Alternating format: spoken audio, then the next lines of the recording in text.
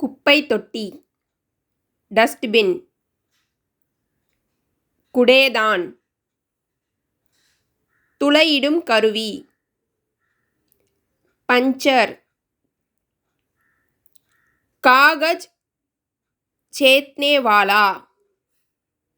வெட்டுக்கருவி, cutter. காட்னே கா உபகரண்.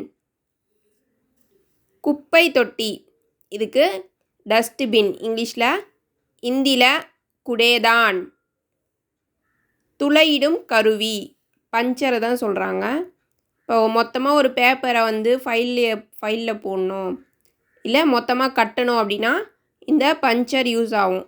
அதுதான் துளையிடும் கருவி. காகஜ் சேத்னேவாலா ஹிந்தியில். வெட்டுக்கருவி, கட்டர் இங்கிலீஷில், ஹிந்தியில் காட்னே கா உபகரண்.